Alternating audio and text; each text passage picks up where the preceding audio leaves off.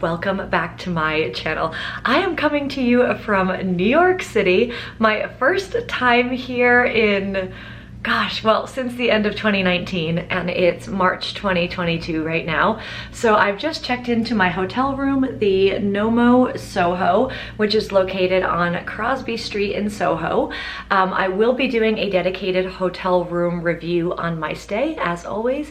So if you're not subscribed to my channel, please hit that subscribe button. And once the video goes live, I will also leave it linked down below in the description box. So obviously this video will live a lot longer on the internet. So once it's ready, it will also be down there.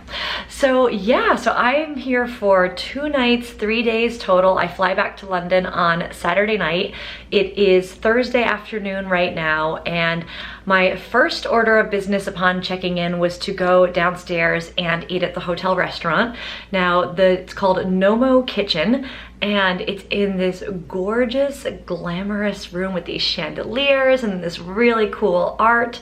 I opted for the jackfruit tacos because I'm trying to eat more plant-based these days. Not entirely, but I'm trying to, when it makes sense, eat more plant-based. And it was outstanding. I was super happy with the tacos. The flavors were excellent, and I also finished the meal off with an oat milk cappuccino.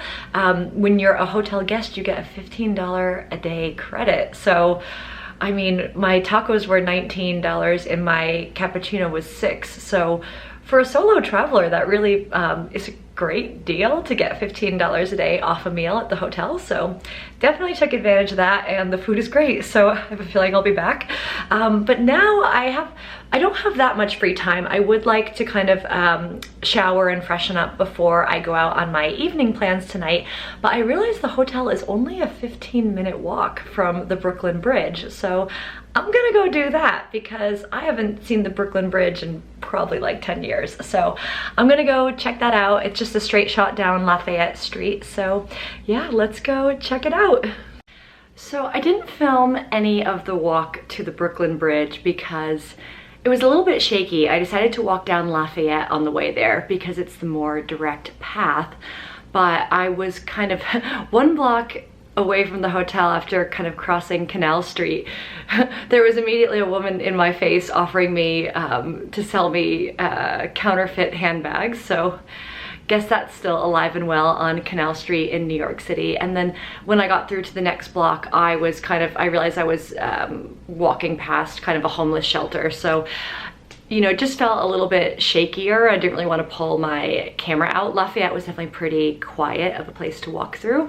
But actually, as you got closer to the Brooklyn Bridge, all of the courthouse buildings and the architecture around there is absolutely stunning. So that was quite cool to see. And the walk itself was pretty fast. You do have to probably walk maybe another 1/4 mile to actually get closer to the bridge. But let's share a few fun facts on the Brooklyn Bridge. The Brooklyn Bridge was built between 1869 and 1883, and it was actually originally not called the Brooklyn Bridge. It was originally called the New York and Brooklyn Bridge, or the East River Bridge. It was renamed the Brooklyn Bridge in 1915. And the Brooklyn Bridge is one of those iconic sites that you just have to see when you're in New York. The architecture is absolutely beautiful. You do need to walk quite a way to kind of get up to the famous kind of archways of the bridge. I was originally a bit put off when I was kind of turning the corner. Because it's such a narrow walkway, it looks really packed with people. But don't let this scare you. I almost let this scare me from continuing on. And it's deceiving, because it makes the people look more squished together because you're kind of walking up a slight hill. It's actually not as bad as it looked. And I went at about like 3:30 in the afternoon on a Thursday. So if you do want to see it with less people, you do need to go just really early in the morning. But I'm really happy I walked all the way up. I really enjoyed seeing the bridge. I didn't walk all the way across it just because I don't have time to, but a really nice couple who was visiting New York stopped me and asked me to take some pictures of them. So I asked for them to take a picture or two of me in return, so why not? But yeah, it made for a really nice walk, and I'm really happy that I went. So I would definitely recommend you go do this if you are in New York. Hey guys, so I am feeling a bit fresher now, and I'm going out for the evening in New York. So I'm going to this happy hour thing with some friends at an Irish pub near Union Square, and then I'm gonna go out with a friend for dinner. So I'm not bringing my camera, I'm gonna go use the phone, and I'm not sure how much I'll share, but probably some food. So let's see how the night goes, and I will check in with you when I'm back. We went to dinner at Upland, which was fantastic. It's a California-inspired restaurant, very chic brasserie feel. And we had this octopus salad with crispy chickpeas and also this wonderful kind of gem lettuce salad, which was massive. I mean, American portion sizes, hello. And not pictured, we also got some pasta. Sorry for being a bad vlogger here, but everything was fantastic, and I would highly recommend this restaurant if you are on a visit to New York. Hey guys, day number 2 in New York City, and it is a gorgeous sunny day. I should know because it woke me up way too early, but I've just gotten myself ready for the day, and I'm gonna go find somewhere to have a bit of brunch. It's a Friday right now, so I'm gonna see if my hotel still does breakfast. Might be a little late for that, but if not, I've sussed out a place. So option A, option B, and then the game plan for the day is I want to go walk through Greenwich Village all the way up through into kind of Chelsea and the Highline. I want to go see this place called Little Island, which is a man-made island that looks really interesting. I want to go see Hudson Yards. I thought I would stroll the Highline, and then if I have time, go check out the Edge as well, which is supposed to be quite cool. So let's see what we get up to, but we've got a whole day ahead of ourselves in gorgeous sunny weather in New York City. This is awesome. I started my day with a lovely brunch at the NoMo kitchen, which is in the NoMo SoHo, the hotel that I'm staying in.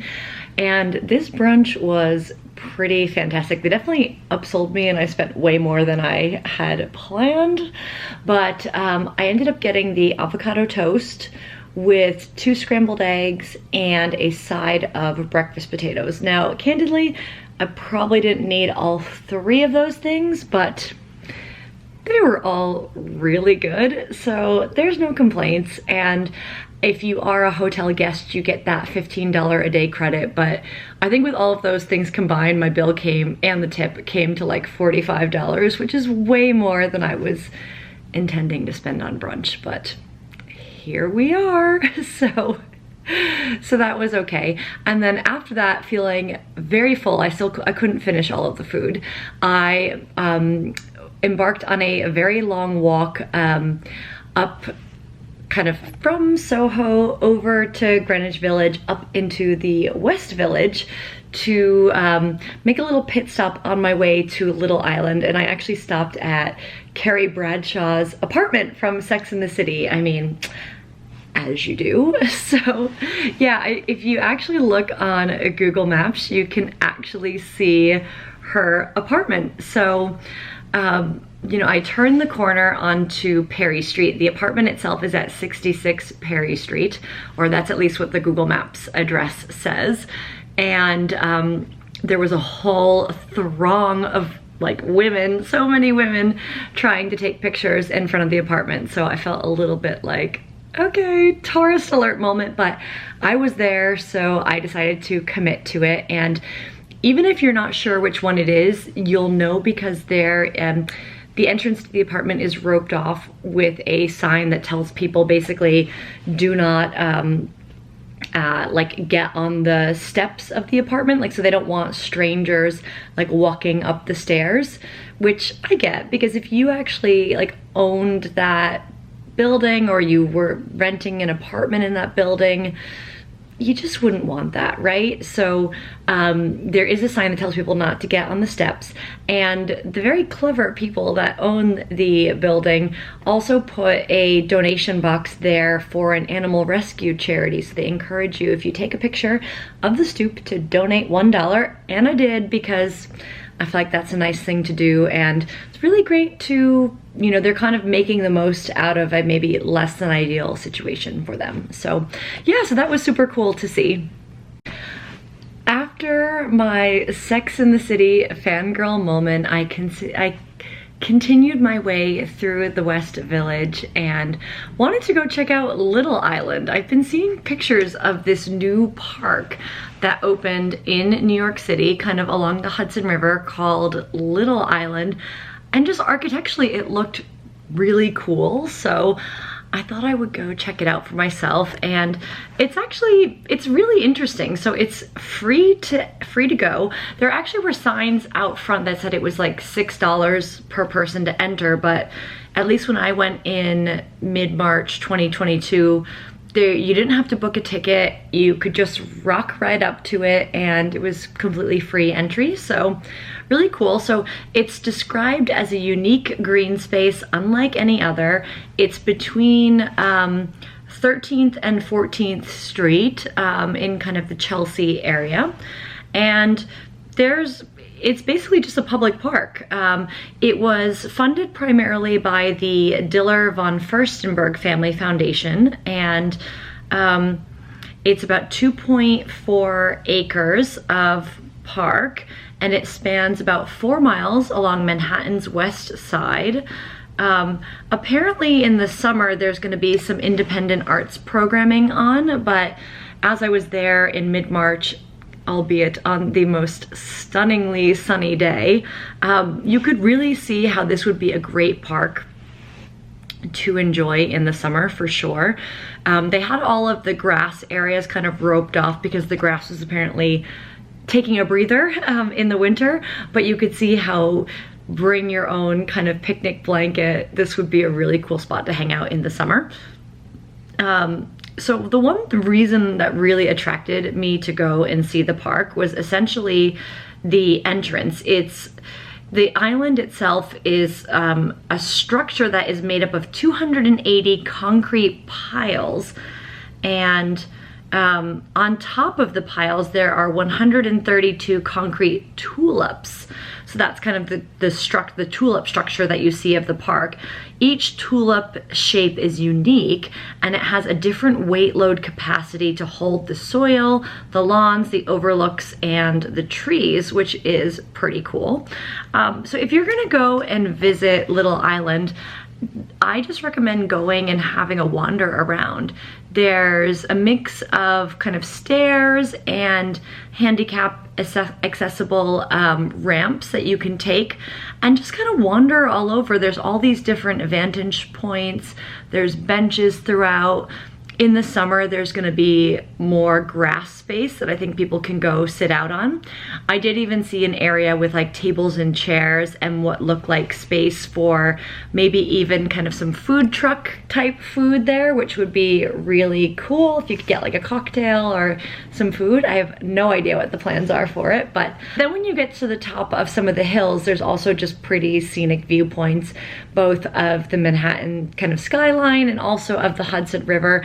I will say it's not like the most, you know, there's not like lots of big kind of city skyline views on the Hudson River side, but it's still like quite cool to see. There's also an amphitheater on the Hudson River side, so I don't know what the plans are for that, but I'm guessing if there's going to be some arts things happening there, I wonder if there'll be performances or anything like that. That's quite cool. So yeah, I think it's just it's a really new and different thing to check out when you're in New York. And I would say at least for like maybe 30-45 minutes, go like have a walk around, go, if you get there, if you go during like a gorgeous sunny day, just go sit in the sun, relax, enjoy it. Take some pictures. It's definitely a cool spot to check out.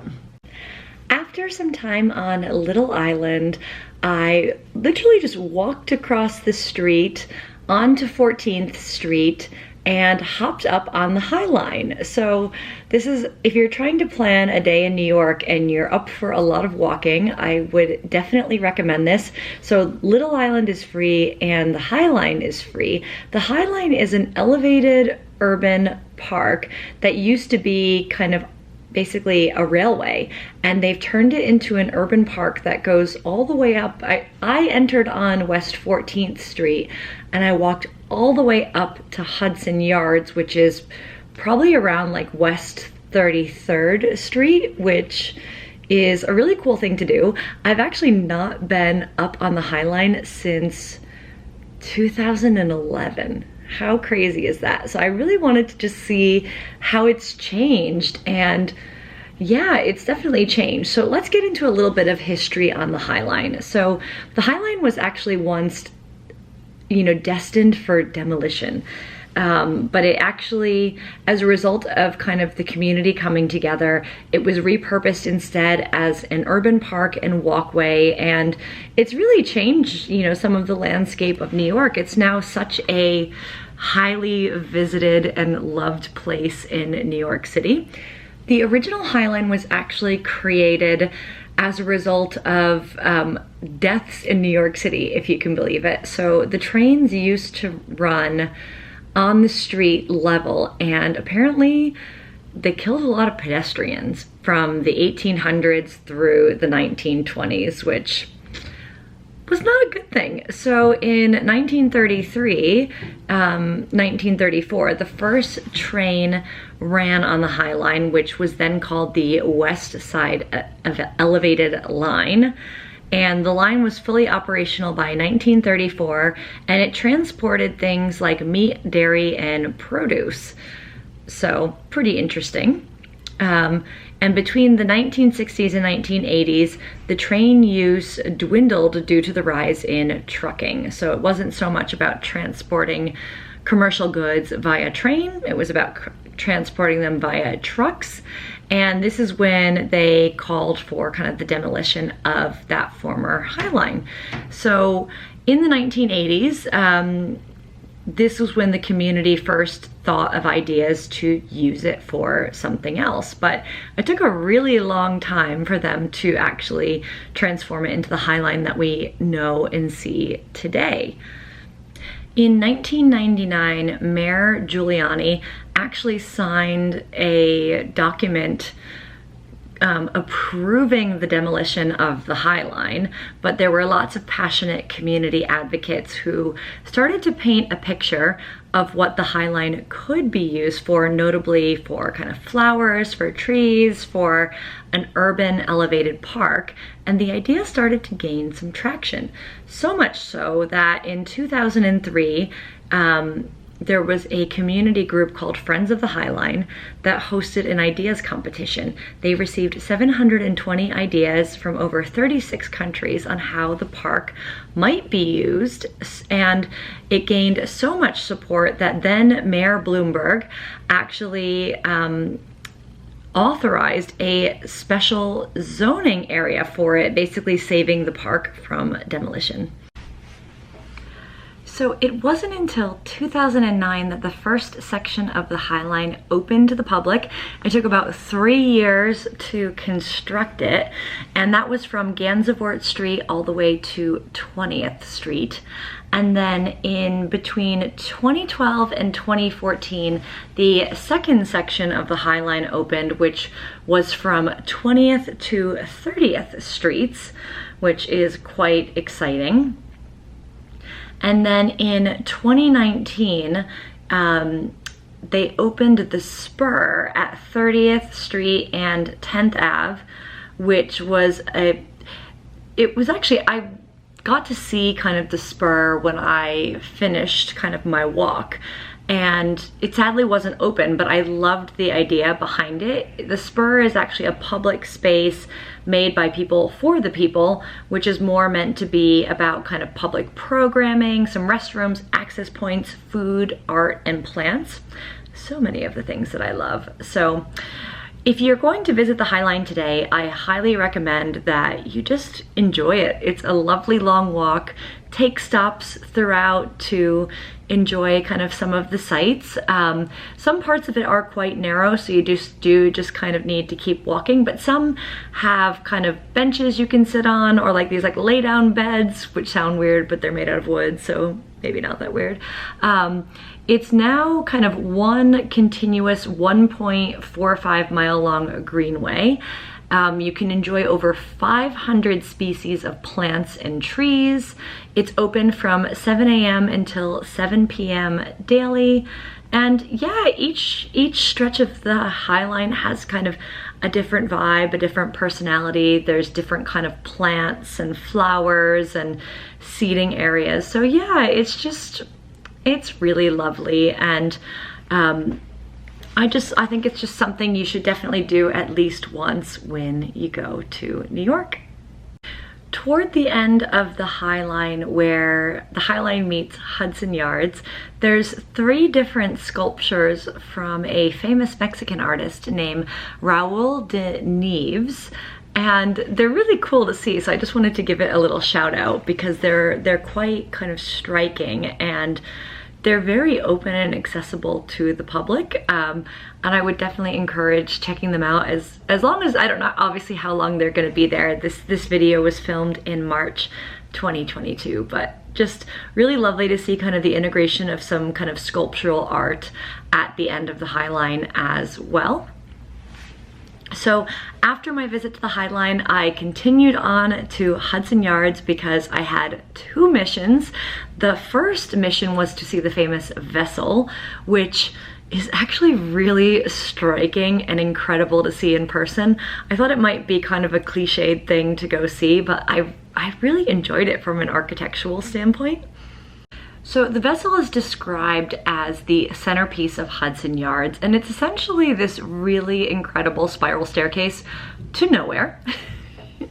But it's basically 154 interconnecting flights of stairs, so that's about 2,500 individual steps and 80 landings.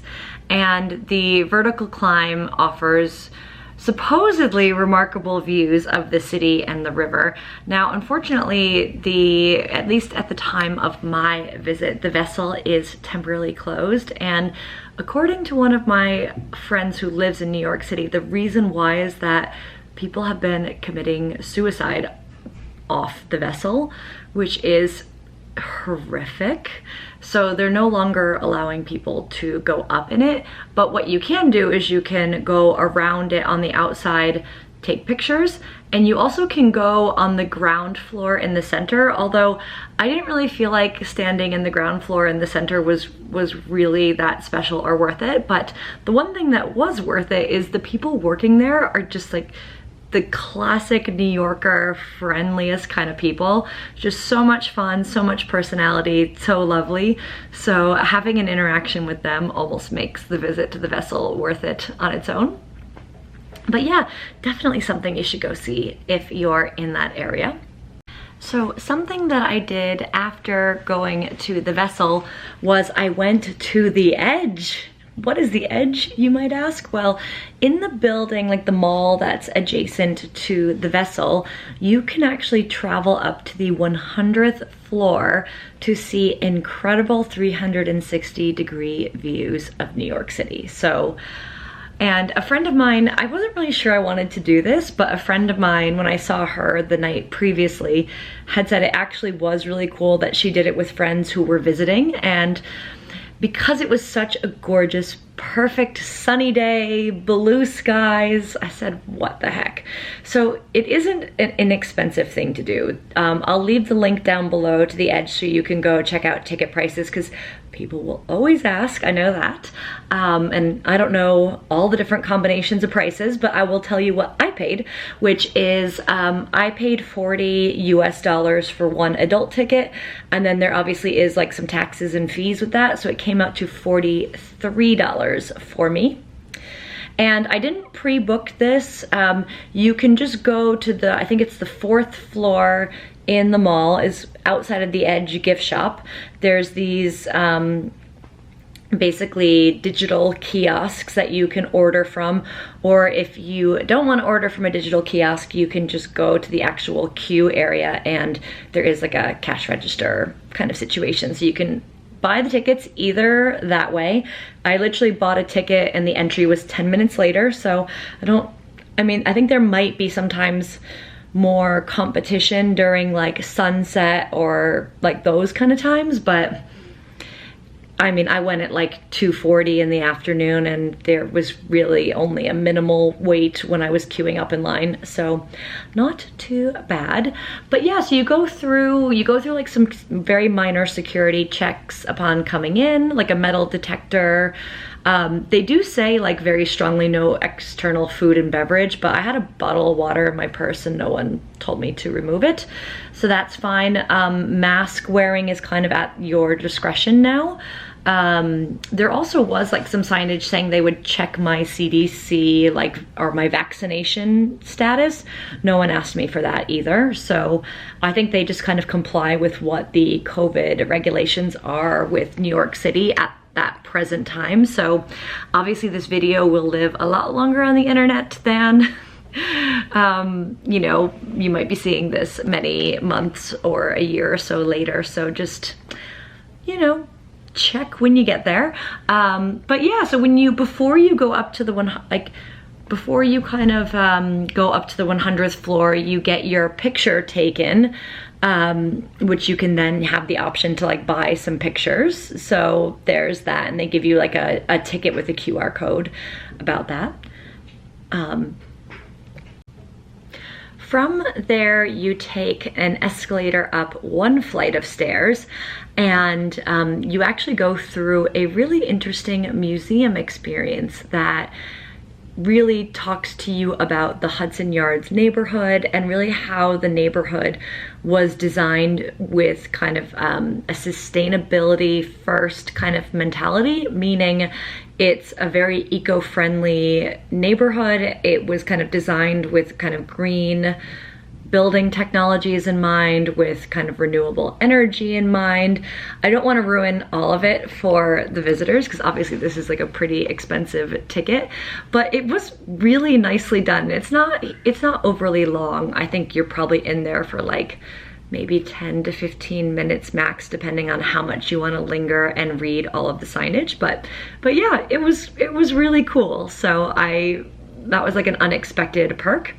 And then after that, you get to another area where, again, you just wait in line, which I was in line with just one other family, and then you go up to the 100th floor, and it only takes 52 seconds to go up 100 floors, and it's a very smooth elevator ride. So if people are kind of scared of such things, I mean, it didn't feel like you were traveling up to the 100th floor. It was so smooth and relaxing, and they actually they have like this kind of graphical illustration that plays on the elevator kind of walls as you go all the way up, which just kind of celebrates New York and shows you kind of a tease of what you're about to see when you get to the 100th floor.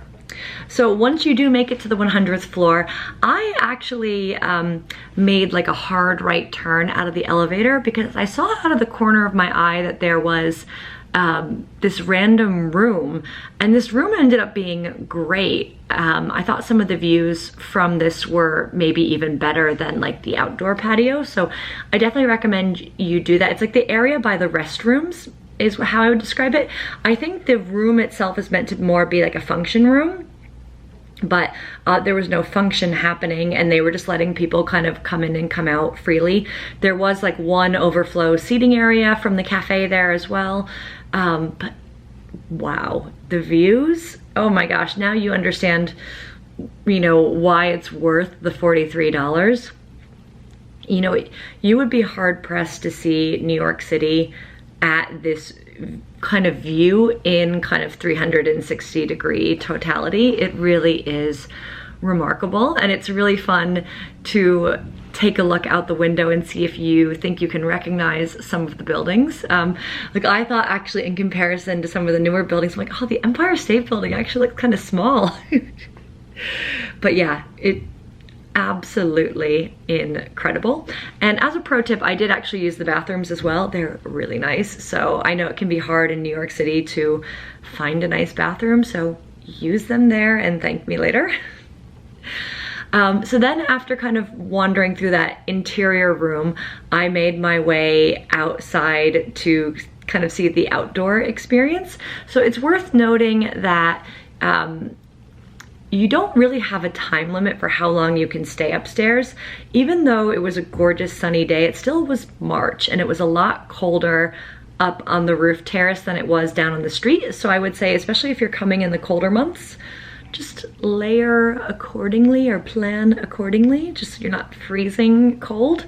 I was really happy that I had like my hat and my gloves with me, because while I was like sweating and had my coat open walking the Highline, I needed the hat and gloves up on the 100th floor. So, but yeah, it was really lovely to see New York City from so many different vantage points. And I just slowly enjoyed my time there. I was on my own, so a lot of people were doing like hilarious photo shoots of like splattered up against the glass. And I guess maybe if you look at the location tag on Instagram and that's something that is interesting to you, you could get some inspiration. But I didn't really want to ask anyone to take pictures of me, so I just kind of took a few pictures of myself in selfie mode, took a lot of video footage so I could talk to you guys about it, and just enjoyed the view and just enjoyed the moment. So I think I probably spent like 45 minutes to an hour in total there, and yeah, I really enjoyed it. You know, it's worth noting that there were also some other kind of packages that you could buy. You could buy like a glass of champagne with it. I personally didn't think it was that worth it, because I thought like, I don't know about the restaurant, because I think it would be interesting to like book into the restaurant up there, but I didn't think like the actual bar that was up there seemed really that worth it. But maybe if you were going at like sunset and you wanted to have like a happy hour cocktail, that would be really cool. But I thought because I was going at like 2:40 in the afternoon, I did not need alcohol for that experience. It's also worth noting too that there's like this crazy, I think it's called the Edge Climb experience, where you can put on like these jumpsuits and helmets and do some sort of like climbing thing from 100 flights up. Yeah, I don't know if I'm afraid of heights, but I think I'm too like a little bit weird with heights to want to do that one. But it's worth noting that that exists. And again, I'll leave all the website information linked down below. But overall, it was expensive, but I think if you get a gorgeous sunny day in New York, do it. 100% do it, because it's something that you'll never see New York from that vantage point. And if you do it once, I think it's very worth it. So after the Edge, I was exhausted. I had walked about 5.5 miles at this point. I have been going for hours and hours and hours without sitting down, and you know what? I really needed to sit down, and I thought a coffee would be really nice. So I had a look at the coffee shops in the mall and decided to pick one of them. I picked one called Bluestone Lane, which was just like one level down, and the menu looked right up my alley, and it was just lovely. I went and sat there for an hour because I was so exhausted. You know, traveling, you gotta bake in some time for relaxing a bit. So I had like an oat milk vanilla latte, and it is like this kind of I mean, I think I spent like $7.50 on an iced latte. I mean, only in New York, seriously. But it was an oat milk vanilla latte. They make their own vanilla syrup in-house, but the coffee was outstanding, and the people who work there were just the most friendly people. They had such comfy, kind of cushioned place to sit. And there was free Wi-Fi in there. So I was a very happy camper, and would definitely recommend having a stop there if you need a little break as well. So with the energy from the coffee, I made my way about 40 minutes walking back down to the West Village to a place called Tacombe, which they've got like quite a few locations now in New York, but they're also in a few other US cities. It's basically kind of Mexican street food. They do like burritos, quesadillas, tacos, some appetizers, margaritas, like tequila cocktails. It's a very kind of casual, like no frills kind of spot. I've eaten there I ate there last time when I was in New York in late 2019. I, without making a booking, was just able to get seated. I was there kind of early for the dinner crowd, but it was still pretty crowded there. So I ended up getting like this avocado tostada to start, with like, which was like a vegetarian option with like some cojita cheese and black beans, and yeah, it was quite nice. And then I also got seared Alaskan cod taco and a Baja crispy fish taco, which were lovely. For my cocktail, I had I think it was called a Rubio, which was essentially like a tequila cocktail with watermelon, which was a touch sweet, but very nice. It went down very easily. So after that, despite my server telling me, oh, you know, 2 or 3 tacos per person is probably enough, I was still hungry. I had walked a lot of miles, so I got another Baja crispy fish taco because that was my favorite of the things that I ordered. And then I felt like I had eaten enough. But yeah, just a really lovely, relaxed restaurant.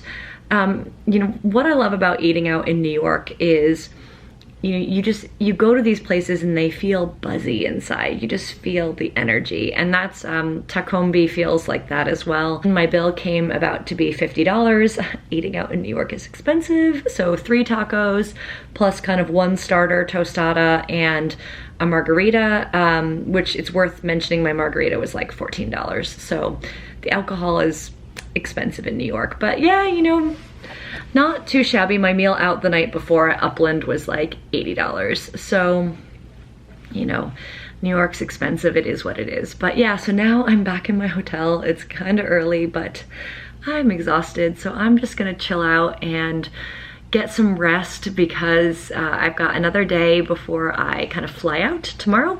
So I really hope that you enjoyed this video. I hope that this gave you some fun inspiration on how to spend a great day in New York City. Spoiler alert, I hope you like walking. But if you like this video, please subscribe to my YouTube channel. I'm gonna be doing a dedicated hotel room review on the hotel that I'm staying at, the NoMo SoHo. So thanks again for tuning in. If you like this video, please hit that like button. If you have any great tips on what to see and do or where to stay in New York, please leave a comment down below because sharing is caring here on this channel. And thanks again for tuning in, guys, and I will see you soon.